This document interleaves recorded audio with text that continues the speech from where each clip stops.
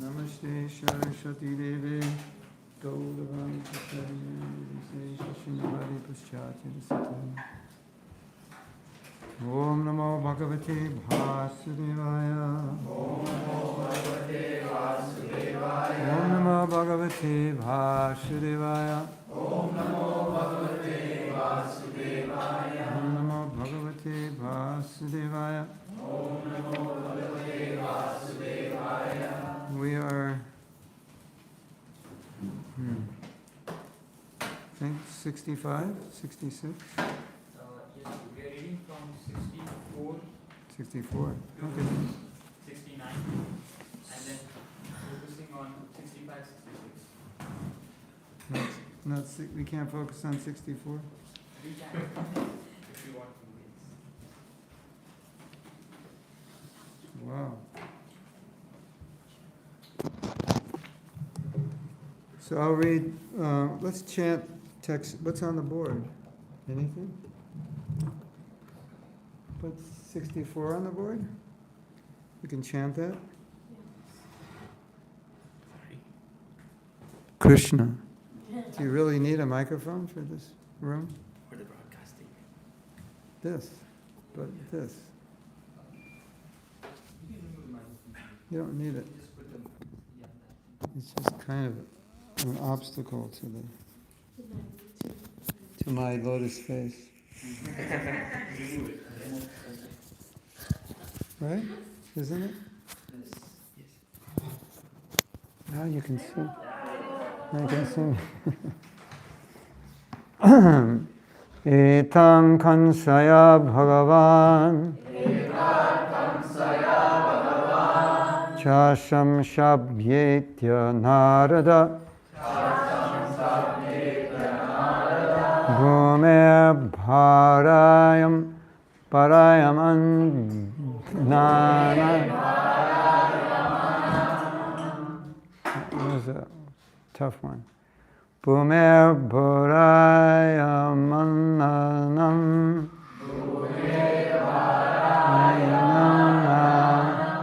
Tatyanam cha vadodyamam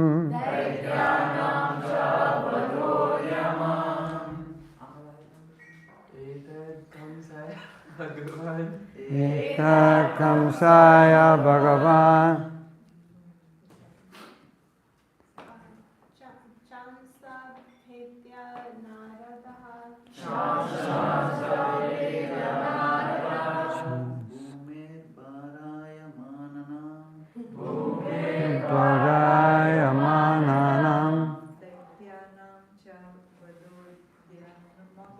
Daityanam Shavadoyama Ita Kamshaya Bhagavan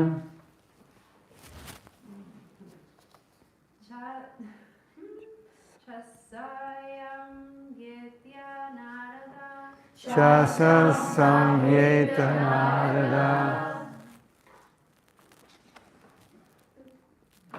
So far, everyone's got the third one wrong, including me. Maybe I'll try it. Bhumer bharayamananam bharayamananam Daityanam.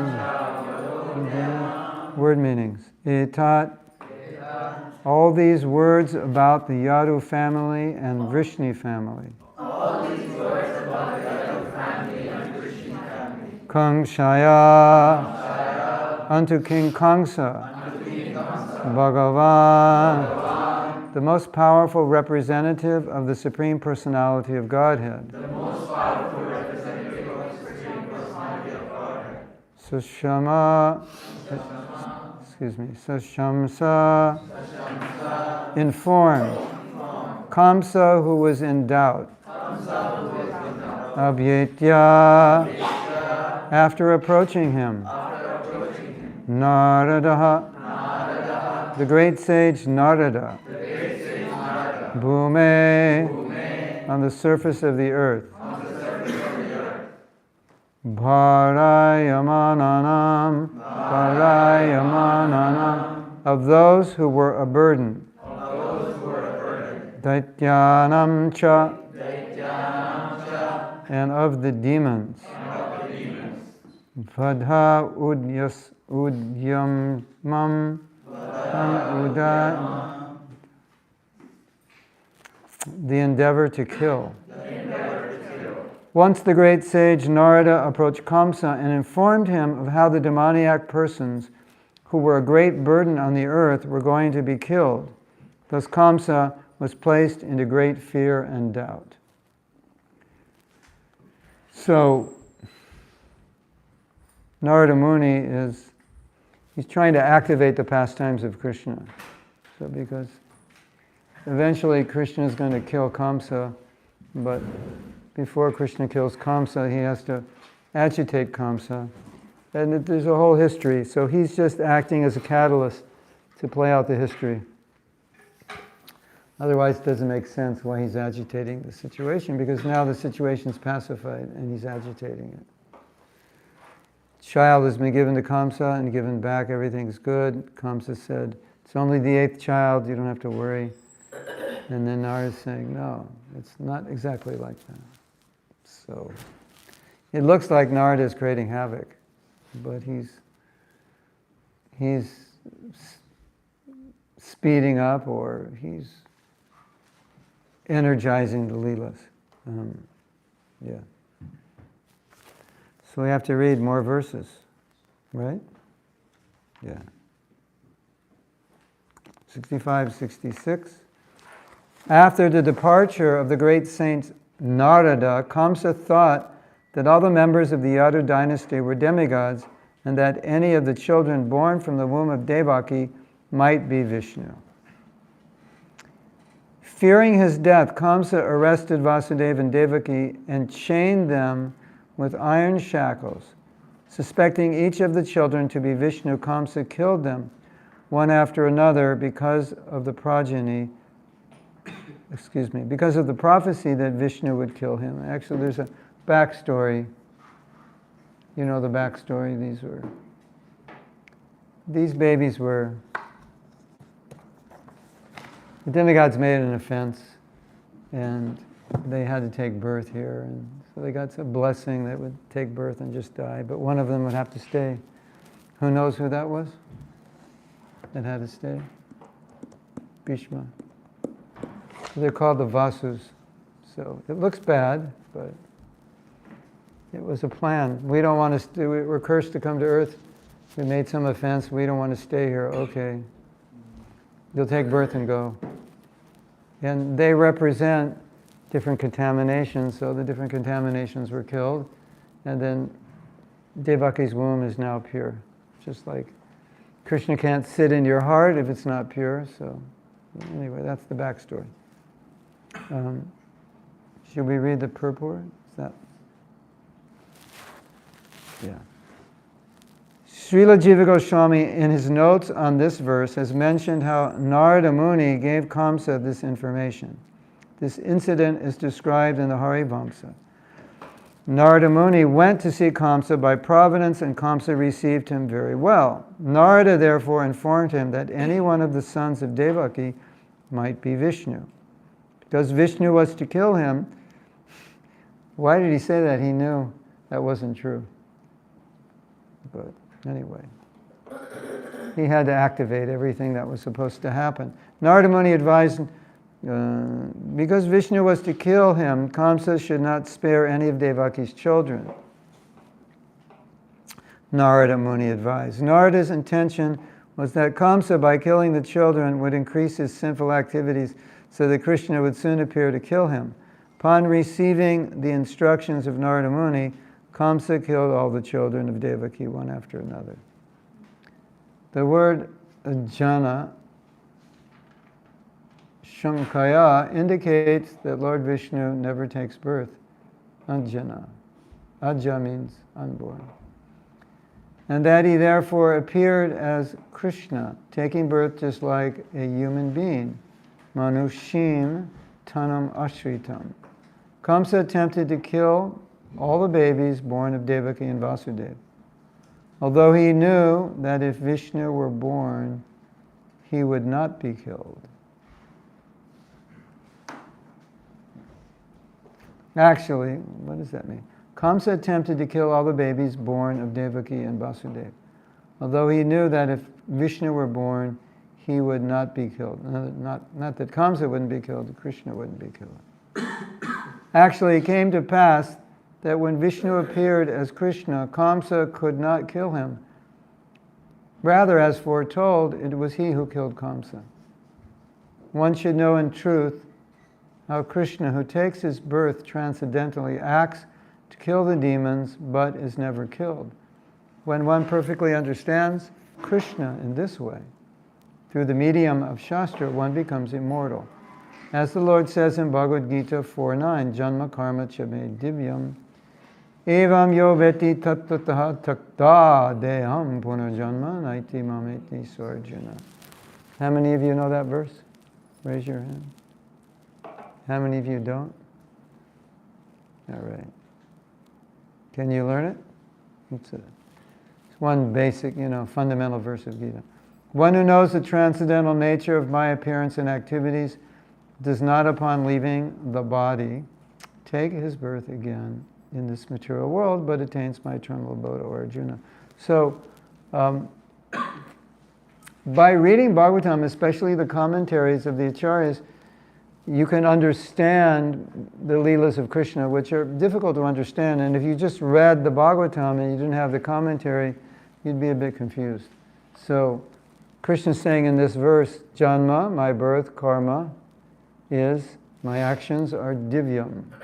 Divyam means what? Transcendental. Janma karma chame divyam. Evam yo veti tattvata, and someone who knows the tattva, the truth about them, what happens to him? Evam yo veti tattva. Tyakta deha, when he gives up the deha, the body, punar janma, tyakta deha punar, again birth, naiti, no. Mameti comes to me, O Arjuna. So,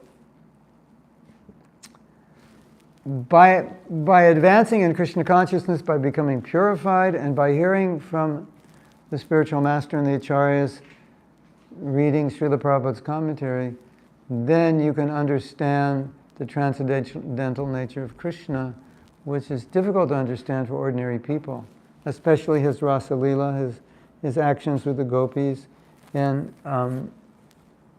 his killing his uncle. What does God, it says, what does God do? Oh, he dances with other men's wives and he kills his uncle. And they'll think, okay, call the ambulance, take this man to the mental hospital. Because our concept of God is someone who's highly moral because he's the source of all morality. And when Krishna performs his Leela, he's demonstrating that he is, number one, the controller, he's independent, he's transcendental, and he's the enjoyer, and he does what he wants, the way he wants. And we can't judge what Krishna does by our standards, because everything Krishna does is perfect. And so we come from that perspective, this is perfect, and these Leelas are meant for our purification. So you might say, well, why would Krishna dance with other men's wives? That's a statement that he can do it and you cannot do it. But people who misunderstand think, oh, he's setting a bad example, so I can do it, or I should do it. No, don't try this at home. That's the message. Everything Krishna does is to demonstrate he's not an ordinary person. So then someone may say, well, it's not right or whatever. But if he's meant to demonstrate that he's God, and he's better than everybody, so he has to do things that no one else can do. So he's not just a little better. So when Lord Ram came, he didn't come to fully exhibit that nature. So he did things like a powerful king. Somewhat like a god, but more like a king. And Krishna, he does things that confuse certain people who are attached to morality and too attached to dharma. They can't understand. Here is God, and he's stealing other men's wives. So from the point of view of a devotee, our idea is that we exist for Krishna's enjoyment, and if Krishna enjoys other men's wives, then we will help him. Of course, those other men's wives are also enjoying. They wanted it. And of course, those other men's wives were expansions of Krishna, so he's really just dancing with himself. Radha is an expansion of Krishna. She expands in the gopis. And so all those gopis are created for his enjoyment, so she can engage those gopis, and that gives Krishna pleasure. So from a spiritual perspective, we understand this has nothing to do with anything mundane. And that's what Krishna is saying here, that you cannot understand divine love unless you understand how the Leela works. Otherwise, you see Radha and Krishna and you'll have the wrong idea. And when Radha and Krishna are together, Krishna and the gopis are together, that's the highest exchange of love. But to an untrained eye, it looks like lust, right? And they get confused. So this verse, Krishna is saying, if you study Shastra, if you practice bhakti, then you can understand my Leela, and if you can understand my Leela, when you will be transcendental also. That's how you become transcendental, by understanding Krishna's Leela. And then Krishna says, and if you become transcendental, then you will go to that transcendental world, into that eternal Leela. That's how you get there, you understand. So, we're chanting Hare Krishna, we're becoming purified. We're hearing Bhagavatam, we're becoming purified so that we can start to understand the Leela, which is vast and deep and broad. And this one Leela right here, you can read so many commentaries, and there's other books that describe more details. When Krishna does something, it's not limited in 3 dimensions in time and space. It can have unlimited aspects. And so, as devotees, one of the things that we do is we relish, we talk about the Leelas, and by talking about them, it's as if Krishna is there in the Leela and we're in the Leela. We get absorbed, we transcend, we're no longer on this plane. While you're hearing the Leela, you're in a transcendental position.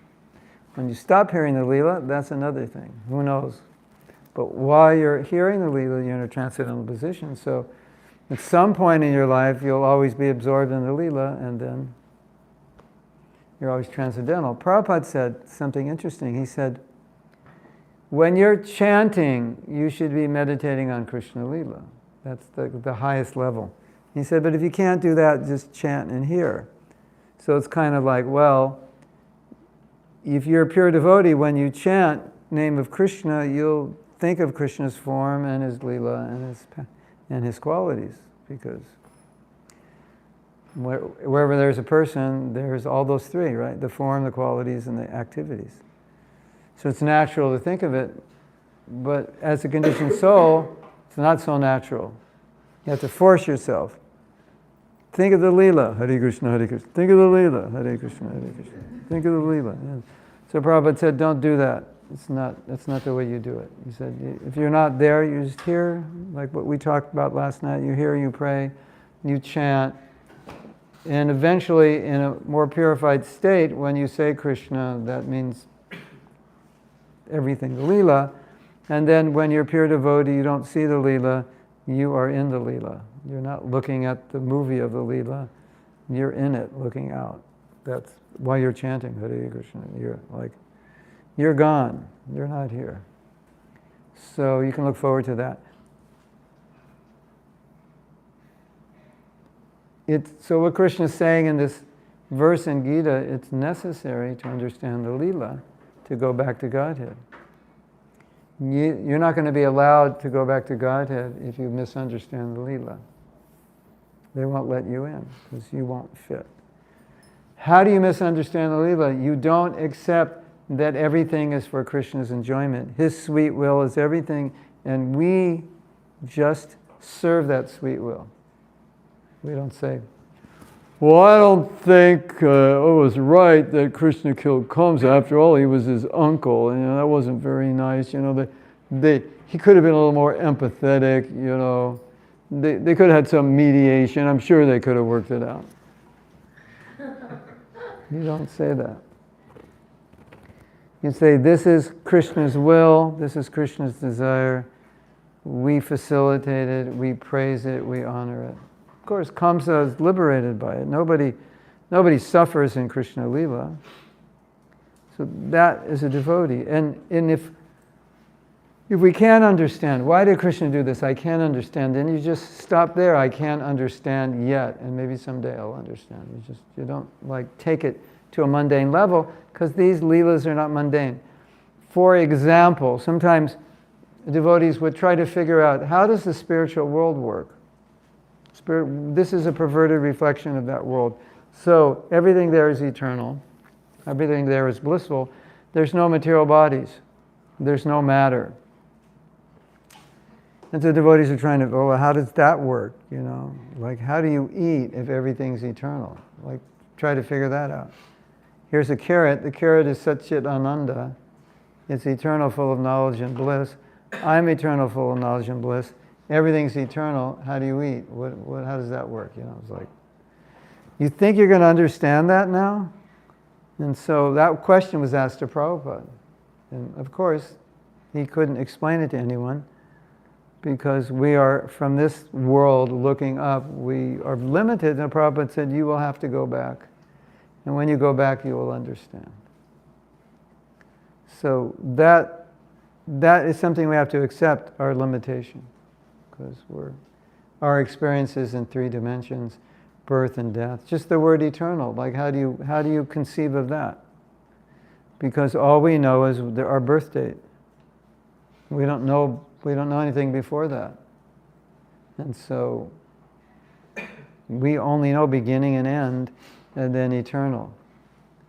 And how do you conceive of Krishna's eternal, Radha's eternal, Balaram's eternal, we're eternal, and Krishna created all of them and us. How do you create if you're eternal? Nityo Nityanam. Everyone's eternal, but there's one supreme eternal that everyone depends on. So these are ideas that intellectually they're not understandable, but they're understandable through a purified heart. And the prize of Krishna consciousness, the ultimate prize, is you can understand these leelas and you can experience that love that Krishna has for his devotees. When you hear the highest, in the center of the universe is the love of Radha and Krishna. That's what exists there. That's the highest thing. And Mahaprabhu is giving us access to that love. And if we're pure, we can access it and experience it. Otherwise, you want to experience the love of this world, and then you can't experience that love. Well, I should say, the lust of this world. So the prize of Krishna consciousness is to be able to experience the love of Radha and Krishna. And so some people say, why do I have to control my senses? Why do I have to do this? Why do I have to chant so many rounds? Isn't one enough? And, why have to get up so early? Why can't I get up at 8:30? And why this and why that? Well, you don't have to do any of that. But that's how you become purified, to experience the love that Radha and Krishna has. And that's ultimately what your heart wants. There's nothing more than that. There's nothing greater than that. So that's the price you're paying for eternity. And that's the price you're paying for this verse. Tyakta deha punarjanma. You won't take birth again. You come to me. So when Krishna says, one who understands the transcendental nature of my birth and actions, that if you unpack that means 4 regulative principles, chanting your rounds, rising early, so doing so many things, studying Shastra, discussing with devotees, serving devotees. It means all of that. Then you become qualified to understand the Leela. And when you understand that Leela, actually you can enter into it. So imagine you had an island. And you had all your friends and family there, and anybody who wanted could come there if they loved you. But you can't come if you don't understand me. You can't love me. If you don't understand me, you don't love me. You're not allowed on this island. So it's like, you imagine you went back to Godhead, right? And everyone's honoring Krishna, and you go, hey, how come you're all neglecting me? How come you're not honoring me and worshiping me? Why are you just worshiping him? That would ruin everything. So if you have that mood, you're unqualified, right? But if you love Krishna, you accept him as the supreme enjoyer, and you are serving his enjoyment, then Tyakta Deha Punar, no more birth. You're qualified to go. Just as you would not allow anybody on your island who didn't understand you, because if they didn't understand you, they would wonder, why is everybody loving you? Why don't I get some action here? Why don't I get some attention? Which is what we're doing here, right? Does that make sense? Okay, we're supposed to read 3 more verses? Up through 69? This is text 67. Kings greedy for sense gratification on this earth almost always kill their enemies indiscriminately. To satisfy their own whims, they may kill anyone, even even their mothers, fathers, brothers, or friends. Text 68.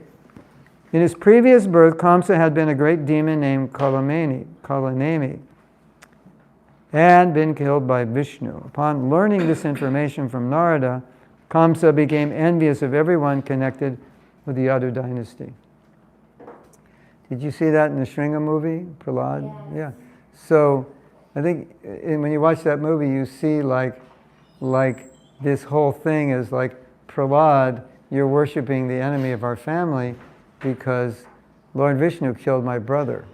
So it's like, it's like the same thing here, Comes like anybody connected with Vishnu, we don't like, because it is predicted that Vishnu will kill me, and he killed me in the last life. So he's our enemy.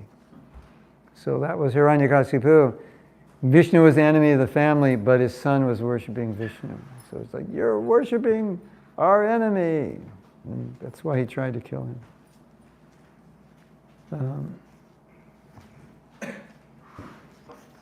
Wow. Wow. Yeah. Wow.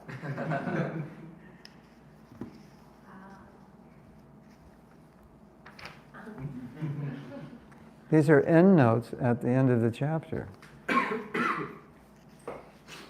Wow. So that's from page 89 to page 102. That's all after this verse. I don't know. So, the last verse of this chapter. Kamsa, the most powerful son of Ugrasena, even imprisoned his own father, the king of the Yadu dynasty, Bhoja and Andaka dynasties, and personally ruled the states known as Surasena. So,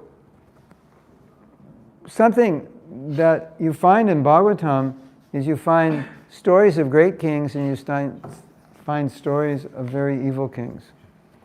And as evil or more evil than any person that's lived since them. So, you arrest your own father, you kill your own nephews, like this is like, but it makes a point that someone who has power and is interested in their own well-being can do anything because they have the power to do it. And a righteous person yields power for the welfare of others. He has power, he has more power than others, but he uses that power to serve. So he's always putting himself subordinate and always serving. And demoniac person takes that power, this is for me, and he'll do anything. He will cause any kind of pain to others if that serves his purpose. And we see that in the world today, and Kamsa is an example of that. Now we, as devotees, sometimes will be given power. Prabhu, you're in charge of this, and these 3 devotees will serve you. And you're like, okay, now I'll do anything I want. I'm entitled to harass them, scream at them, yell at them, whatever, because I'm in charge, and they're just supposed to do what I say. For lack of a better word, I will just say that's demoniac. Just to shake you up a bit. And anyone who has any authority or any power who is not mature sometimes gets confronted by this temptation to exploit and manipulate people, because that's an inherent desire. And the greatness of a great person, or one aspect of a great person, is you give them power and it'll only be used for benevolence. It'll only be used for service. And they'll always even though externally they have a superior position, internally they'll always feel that I'm a servant. They'll never feel above. Just like Srila Bhaktisiddhanta, it is said that whenever his disciples would pay obeisances to him, he would say, Dasosmi. That's Bengali for Das, I am your servant, Asmi. Das servant, Asmi, I am. And he said something amazing. He said, no matter what a pure devotee achieves in terms of resources, followers, wealth, opulence, facility, nothing ever budges his realization that I'm simply servant of the servant of the servant. But for us, it's very easy. If I give you a little praise, I put you in a position, it's very easy to forget that I'm servant of the servant and start to think I'm the man, I'm the woman here, okay, I'm better. Because we all want to be better. That's why we came here, to lord, it probably uses the word lord it over. We all want to control and be better. And so we're given a position okay, I'm better. And I'm entitled to harass you and abuse you. And this is it's a real issue in the world today, isn't it? And I'm reading a paper on abuse. And it's abuse in religious organizations and abuse in nonprofits, abuse in companies, because it's so common. And the way they frame it is that it's called a power imbalance. So I am in charge, so I have the power, and you have to do what I say. So I could theoretically exploit you, and and you'll think, well, I have to do. He's in charge. I have to do what he says. So I need you to work late and this, that, and whatever, where it's even against the rules of the company, and you just have to do what I say, etc. Anyway, so advancement in Krishna consciousness means that I realize I'm a servant and I respect. Material consciousness means you serve me. So we see that with these demoniac kings. It's very clear here in Bhagavatam. Kamsa is just about what's ever good for Kamsa. It doesn't matter. Kill 7 children, kill 8 children, no problem. Kill your sister, no problem. She's in the way of your sense gratification, just kill her. No heart. It's only for me. And devotee is exactly the opposite. All heart. How can I serve you? How can I help you? If I'm given a position of authority, it's only to serve. There's no other reason. That's it. So, you have any questions, comments, arguments? Yes? Thank you for the nice class, Prabhu. You mentioned in regards to Leela that we can make it back to Godhead if we don't understand Leela. And so I guess my question is, how do we understand? And I think you quoted Prabhupada saying that Prabhupada would say go back and you go back and understand. But then you mentioned that you can't go back if we don't understand. Well, those were unimportant details, which is why Prabhupada didn't answer that. But the Leela, that's the prasadam Leela. How do they eat? It's not so important. But Krishna's Leela is what purifies us and what we have to understand. And the basis for understanding that is that Krishna's sweet will is everything, and we are the servants. And if you want to get a little scary, we're actually the slaves, but it's the slave of love. So in the material world, who wants to be a slave? Although we all become slaves of love, we don't want to become Krishna's slave. So, you say, why did Krishna do this? It's his sweet will. That's how a devotee looks at it, processes. It's just his sweet will. And so we don't question. So that's understanding the Leela. And Specifically understanding Leela means to understand that his Leelas have nothing to do with lust. His stealing has nothing to do with stealing. His actions with the gopis have nothing to do with lust. And his killing has nothing to do with ordinary killing. And you have to understand the pure nature of it. Right? Like Bhishma being killed, he wanted to be. Like if you don't understand that, it's like why is Krishna fighting in the battle? He broke his promise. He's lying. He's telling Yudhisthira to lie. All these things. If you come at it from a moral perspective, you'll misunderstand, right? So the understanding behind all that is Krishna's sweet will is everything. And it's not mundane, it's not material. Now it's time to do tapasya. Hare Krishna.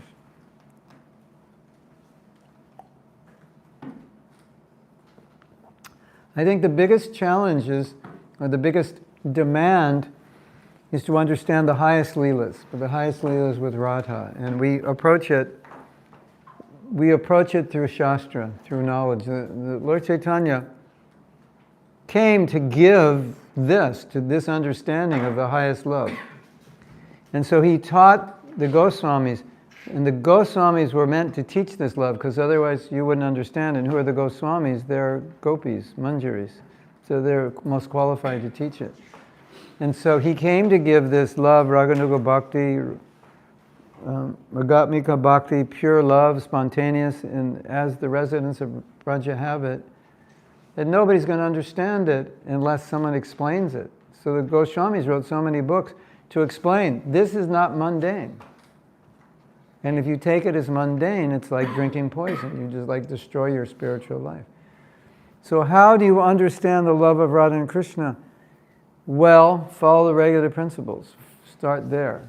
Because if you're imitating Krishna, you can't understand him at the same time. You want 108 gopis to dance with? You're not going to understand him.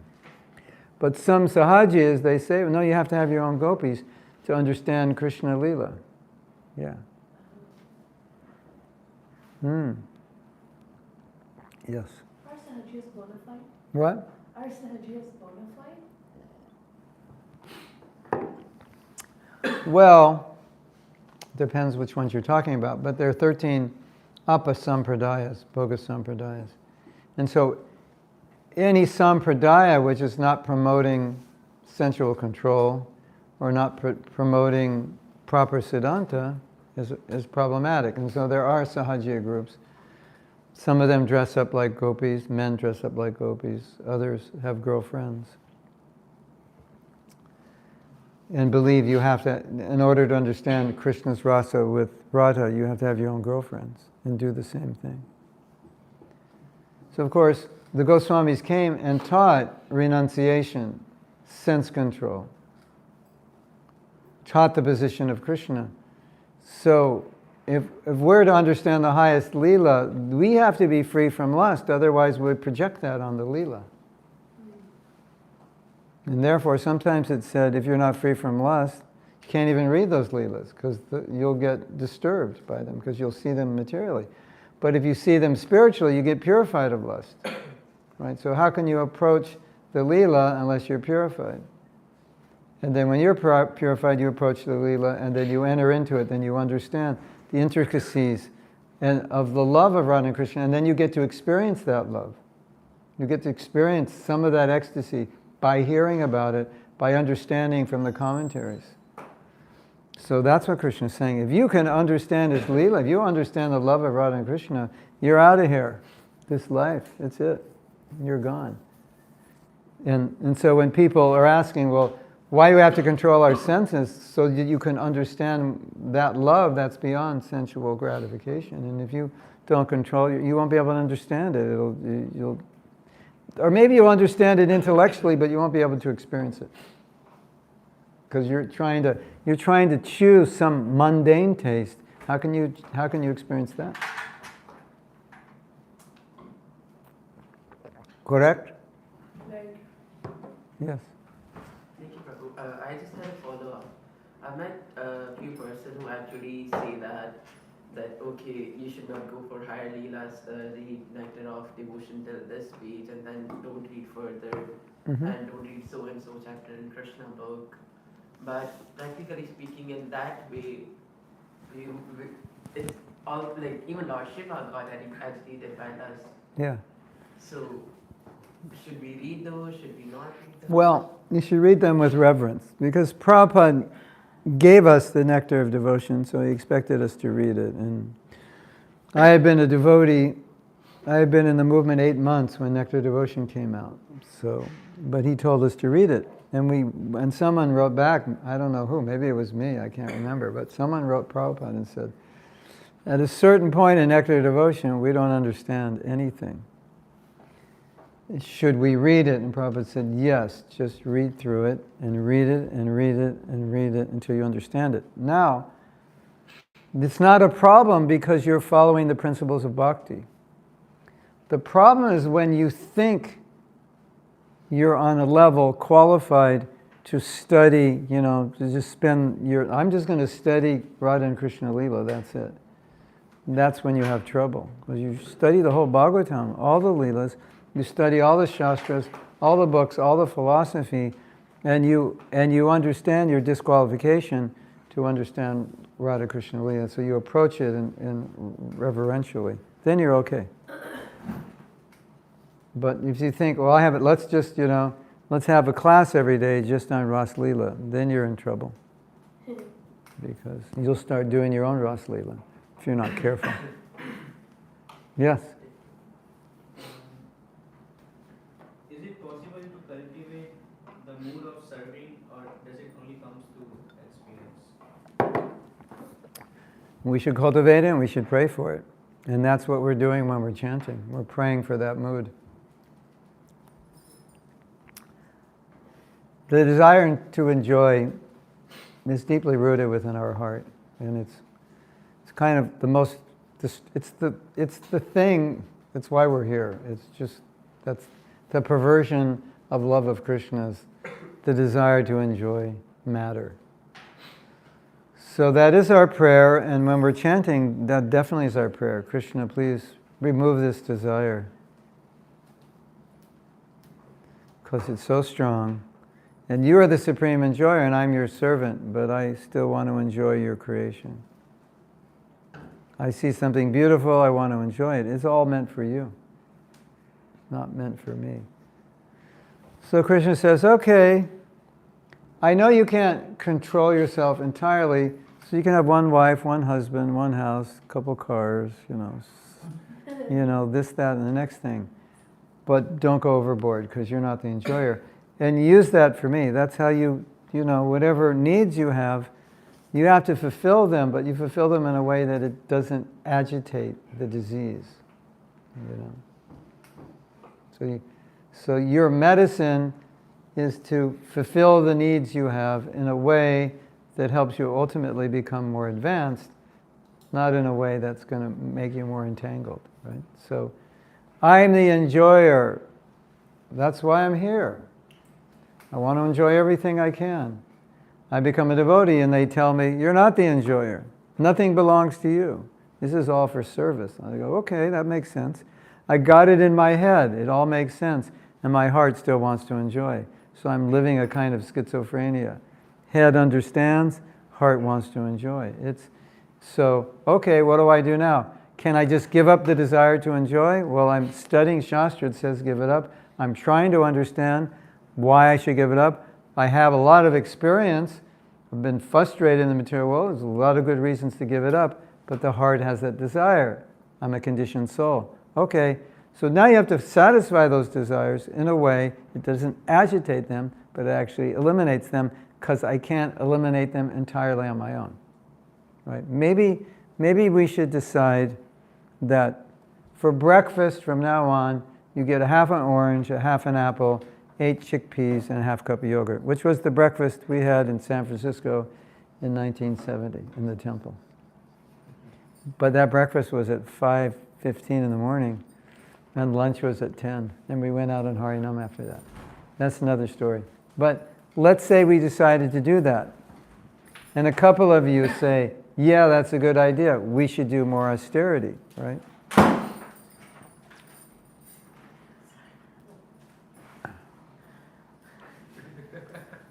I'm running a business. Every time she says sorry, I'm going to make her pay $10. 'Cause I'll at least make $150 a day. By the end of the year, I can retire. So, some of you might say, yeah, I think we should do more austerity. That would be good for our Krishna consciousness, right? And so you do that for a few days, and some of you are like, this is beautiful. I'm sleeping less. My mind is clear. I feel very calm. And others of you are saying, I'm going completely insane. I can't do this. I'm ready to like hit somebody. Right? So we say, okay, why don't we try a whole apple, a whole orange, and 16 chickpeas, and a whole cup of yogurt? And we're like, okay, let's try that. And then a few days later, some of you are saying, I'm still going crazy, not as crazy, but close to it. And say, okay, well, let's add some cereal to it. You know, we go up and say, where's that point where you just say, that's enough, I'm satisfied? That's what we're trying to do materially, to fulfill our needs. Just, I have these needs, I'm a conditioned soul. Some of you may, have been sadhus in your last life, and you don't need all this. You're just like, yeah, I don't need all this. I don't even need breakfast. And I don't need to sleep much, and I can chant 25 rounds, no problem. Okay, fine, do it. Some of you are like, I could hardly chant 16, and I need to eat 3 big meals a day, and I need like more rest. And okay, up to the point that you need, that's Krishna consciousness. Beyond that is sense gratification. Up to here is what you need. So it might look like, for this brahmachari, what you're doing might look like sense gratification, because he's by nature austere. I have godbrothers who are very renounced, and they were like that the day they joined. They were just like into fasting and getting up early, and like the day they were bhaktas, that's what they did. They just have that kind of body and mind. They didn't need it. And now they're like sannyasis, and all of us who knew them when they're young, like, of course, you're like, you were always austere, even as a bhakta. So when you find what you need, that may be way higher than what this other devotee needs, but that's okay, as long as it doesn't enter the realm of sense gratification. That still makes Krishna. It still means that you're trying to serve Krishna, right? Krishna is the enjoyer. Just I need a little more to satisfy my body, my mind, whatever is necessary. And now I can peacefully serve Krishna, and I can still make Krishna the supreme enjoyer. Because when I eat more than you do, at least I eat prasadam, and he enjoyed it first. Right? So as long as he enjoys it first, that's good. And I'm sleeping a little more than you, but why am I doing that? So I can serve. I'm not doing it because I just want to zone out. I'm doing it because I want to serve. When you lay down at night, you should always think, I'm doing this for service. When you take prasadam, I'm doing this for service. So I have enough so that I'm healthy. Everything. If you need to get married, I'm doing this for service. Better be married than have 3 girlfriends. Or 3 boyfriends, right? That's the idea. Did that answer your question? Yes, thank you very much. This is very important. It's like what is sense gratification for one person is just a normal need. Like, in the old days of in India when ISKCON started, they weren't getting people from IIT, they were getting a lot of people from the village. I don't know why. Maybe they were doing a lot of village programs. And so the village boys adapted quite well to the brahmachari ashram. They could, you could have 40 of them, 50 of them sleep in a room like this and have 2 toilets and 2 showers, and they're like, that's better than my house. Like no problem. My house, there were 80 of us, and we only had 1 toilet, and it was 10 miles away from our house. And we had to bathe in the river. That was a mile away. So they look like they're really austere and really advanced. It's just that's how they grew up. They grew up poor, and that's how it was. They don't know what a heater is. They don't know what air conditioning is. They don't know what hot water is. And you grew up in a super wealthy family and you had your own bedroom in a 5,000 square foot house and you had your own car when you were 16 and your parents pampered you. So, you have different samskars. And so you need more than them to get to zero. So their zero and your zero look a lot different. Yours looks like sense gratification and theirs looks like austerity. But inside your mind, they might be thinking, when's that day going to come when I get a car and a house and this and that? And you might be thinking, yeah, this is just normal for me. So it's kind of like you have to decide what you need, what's normal. And at different points of your life, needs will change. When you're younger, less. You get a little older, they're more. Then you get a little older, they're less. It's just the way life is, right? Correct? Dick?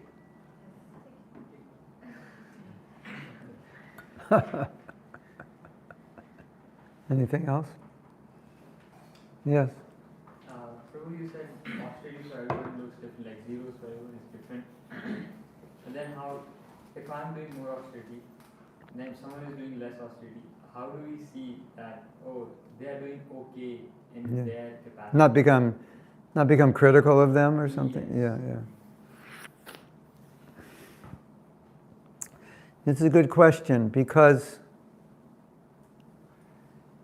we all have a different past and we all take the Krishna consciousness in a different way. And so for some it's a little easier. So I think one thing you can notice is that we have devotees in our movement that never married. And some of them take sannyas. And you'll never see them put down grihastas. Oh, you're fallen, you got married, You never see them. They have godbrothers and who've taken a grihasta ashram and they never feel better and they're always respectful. And the reason is because as you progress in devotional service, you respect more. So if you look at someone and think, oh, I'm more austere, or whatever, it's actually contamination in your own heart. Because we should look at everyone with appreciation. That's a sign of your advancement. Even Prabhupada sometimes would say, you are all teaching me. You're so sincere in how you serve me. You're teaching me how I should serve my guru. I'm learning from you. Obviously, Prabhupada is, light years above us. And he's saying, I'm learning from you how to serve my guru. So that's the nature of pure devotee. And so you might say, well, I'm doing all this austerities and these other devotees aren't, so it would be natural for me to be a little critical or whatever. It's only natural for a conditioned soul, not for a pure devotee. So when we say natural, we mean natural for a contaminated person. That's what we mean. But not natural for a pure devotee. Right? So anytime you're critical of another person, it would really help you if you think it's not about the person and what they're doing, it's about me. Like, why do I need to why do I need to focus on that? The problem is, okay, they may have a problem, whatever, but it doesn't matter. It's not my concern. And even if it is my concern, I don't have to look at it in a negative way. My concern is to help them. But if I need to criticize them, criticism always comes from a superior position. Like, who's criticizing who? The one who thinks they're better. So the problem now is I think I'm better. The problem is that I'm criticizing when I don't have to. It's unnecessary. So the problem's with me. Everyone's evolving on a different level. You can't expect everyone's going to be the same. And there's another problem, which is a big problem, that if you criticize someone, that criticism that you make of that person can come back and infect you. You could have the same problem. And it works that way when you praise, so better praise. I'll praise, you have such good qualities, you're so nice, you're so this and that. It'd be nice if those qualities came back to me. But I criticize you, you're useless, you're a bum, you can't control yourself. And that comes back to me. That's interesting. That's something to be cautious about. I mean, I've heard that from very elevated devotees, that criticism is a boomerang. Whatever you criticize will come back. So I just felt that if that's true, the opposite should be true as well. That whenever you glorify a person for their goodness, that should infect you also. So be careful. So when you look at someone, objectively you can say, you know, I'm doing better and it's disturbing me and whatever, for whatever reason, but just think that disturbance is your problem. It's not their problem. It's not caused by them. It's your problem. And they just, you know, it's like you see a beautiful woman and it arouses lust in you. It's not her fault. That's your fault. So it's not, this Prabhu is not as advanced as you and you're getting disturbed. It's not his fault. It's your fault. When we were young devotees, young brahmacharis and stupid and immature, and we didn't like women. We would say, oh, the women are lusty. But the fact was we were lusty. And their presence brought out our lust, and we misinterpreted that as their lust. So it's very immature. You know? So a lot of times people bring out the worst in us. But if someone brings out the worst in you, obviously the worst is already in you. And they're just bringing it out. They're not creating it. Right? So she didn't create your lust. He didn't create your criticism. So that's how we see it. And then we rectify ourselves. Because if you're blaming somebody for your faults, then you can't, the only way you could solve the problem is for that other person to get it. Prabhu, I'm becoming very critical. If you just became a better devotee, I wouldn't be critical. That would really help me stop criticizing. I don't think that's the process for overcoming criticism, do you? Rectifying the other person. No. Mm-mm. We should stop, right? Okay. Thank you. Okay, one more. Hare Krishna Prabhuji, I'm Govind.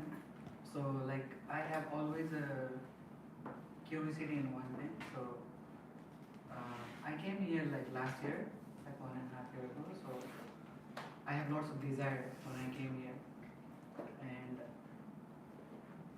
that makes me, in trouble, because I think so much. I will do this, I will do that, I will do this. And step by step, like, everything's happened, like, step by step.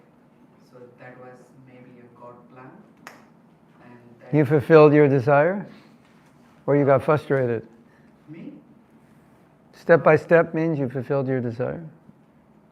Yeah, little by little, what I was expecting, So I was gathering experience, and Lord Krishna wanted me to get experience to fulfill those desires. But when I realized, like, those desires are not my actual desires. Yes. Those are like something that is like pulling me up to get something I aimed at. But the best thing I learned is like satisfaction. Whatever, like, whenever I have something, and at the time, like, whatever I have right now, like, whatever I desire, and the time when I don't have nothing. So it's like same, I come to here. Like, if I have nothing also, I come here. If I have everything also, I come here. That means there's a satisfaction here. Yes. So wherever I go now, I just connect with Krishna, and whatever I can do to... Beautiful. And also, if you have everything material, you still have nothing spiritual, so you still have nothing. Right? So that's it. Yes? Thank you. Thank you for sharing. So we're going to take breakfast. Srila Prabhupada ki